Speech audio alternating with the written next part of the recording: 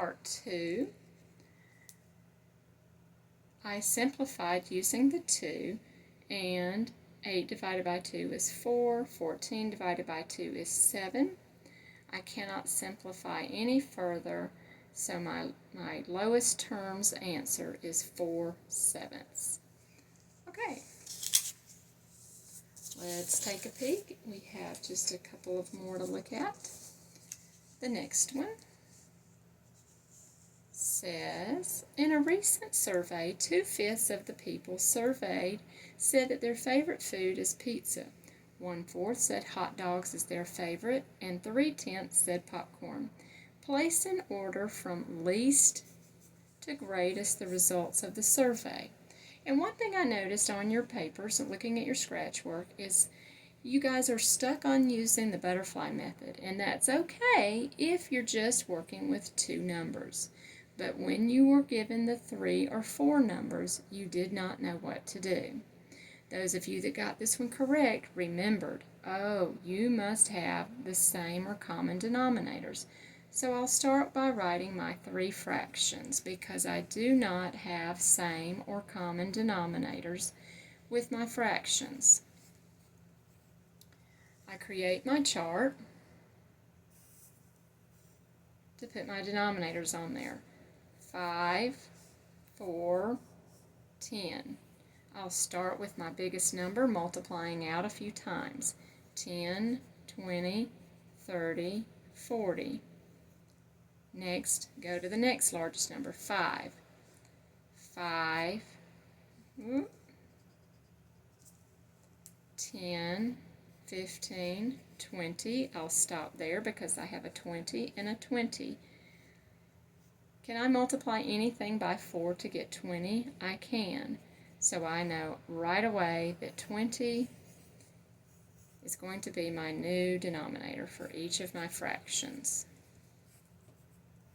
I'm going to create equivalent fractions now, and when my denominator changes, my numerator has to change. So I'll put my multiply here and here. 5 times 4, so times 4, and 2 times 4 is 8. My denominator changed, so I'll put multiply, and 4 times 5 is 20, so I'll put times 5 here, and I get 5. My denominator changed, so my numerator changes, and 10 times 2 is 20, so 3 times 2 is 6. Now I look at my numerators. Going from greatest to least, 8 is larger, so go back to your original fraction. He goes first, mark this one off. Now I'm left with 5 and 6. 6 is larger, go back to the original fraction. 3/10. Left with him, and he's last.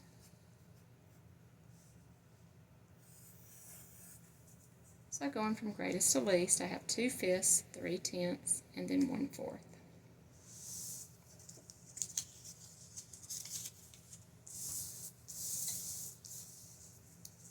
Question for you. A blue paper clip is 1/6 of an inch wide. A silver paper clip is 3/8 of an inch wide, and a red paper clip is 1/3 inch wide. Place in order from greatest to least the widths of the paper clips. One more time. A blue paper clip is 1/6 of an inch wide, a silver paper clip is 3/8 of an inch wide, and a red paper clip is 1/3 inch wide.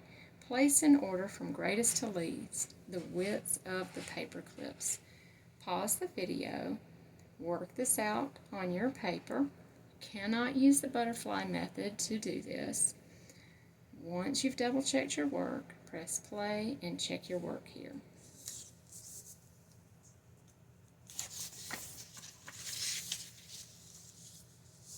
Okay.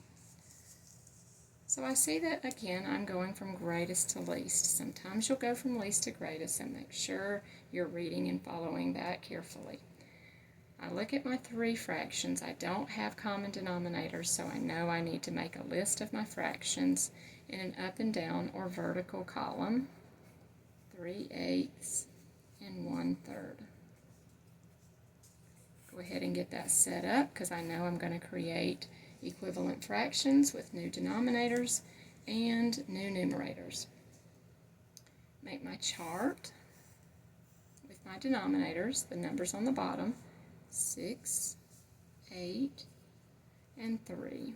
Multiply a few times out for each, starting with your largest, 8, 8, 16, 8 times 1, 8 times 2, 8 times 3 is 24, 8 times 4, 32. I'll stop there and see if that's large enough. Next is 6, 6, 12, 18, 24. I have 24 in common. I'll stop and see, can I multiply anything by 3 and get 24? I can.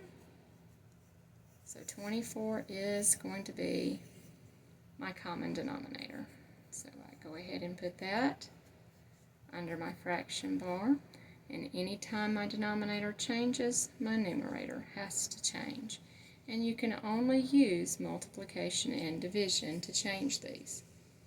6 times 4 is 24, and what I do to the denominator, I do to the numerator.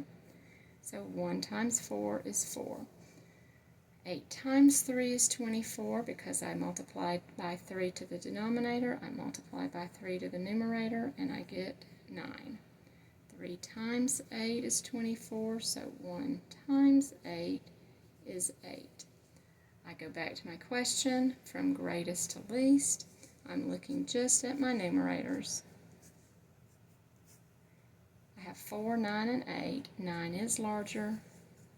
Go back to the original fraction. And I get 3/8 first. Cross him off.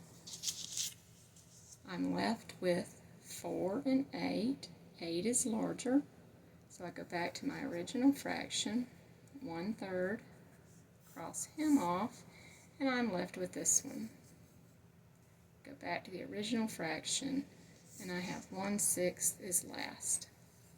So I have 3/8, 1/3, and 1/6 going from greatest to least.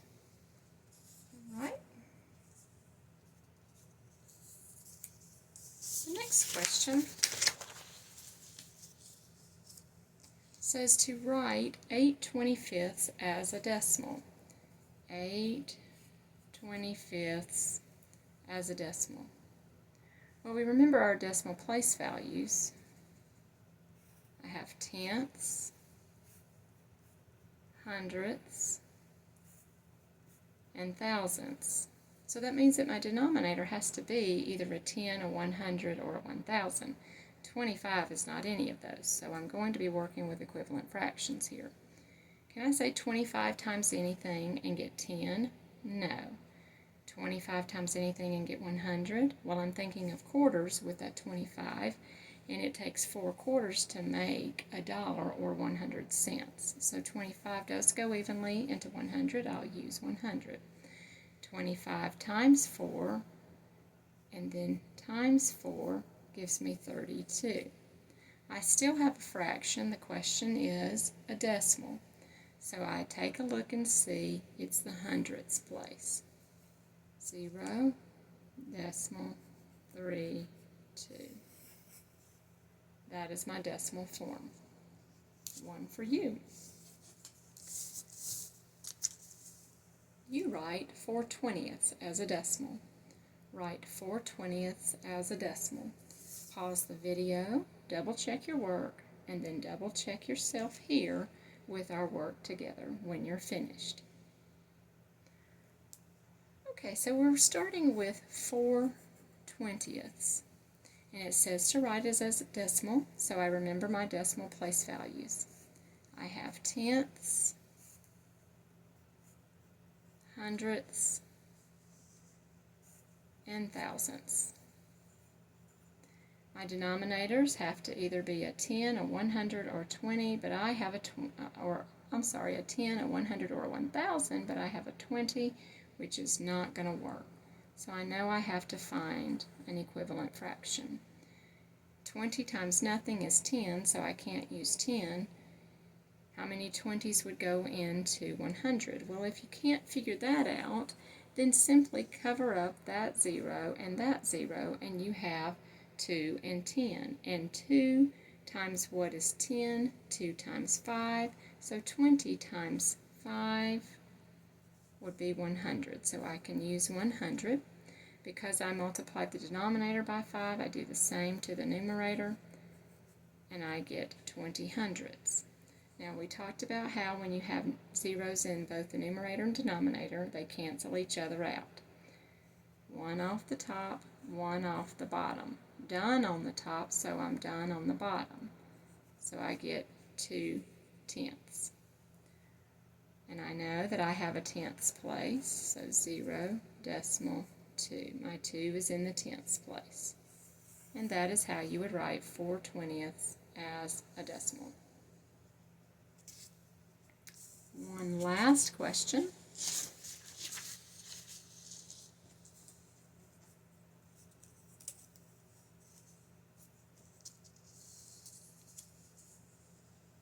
Write 10 over 4 as a decimal.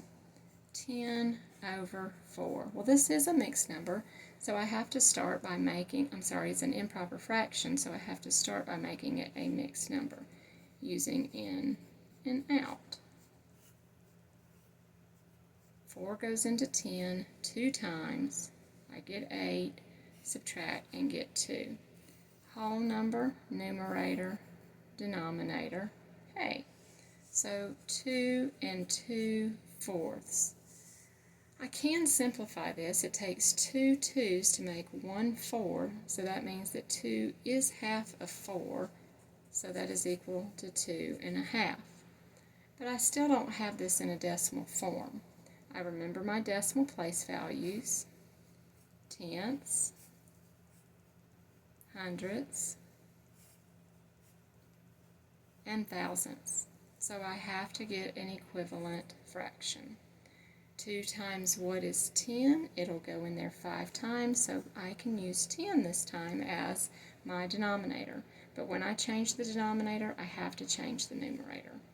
So 2 times 5 is 10. Whatever I do to the denominator, I have to do to the numerator. So 1 times 5 is 5. Don't forget to bring over your whole number. Your whole number is just going to be brought down. Done with that. And 5 tenths. Well, the tenths place is the first place value after the decimal. Stick my 5 there.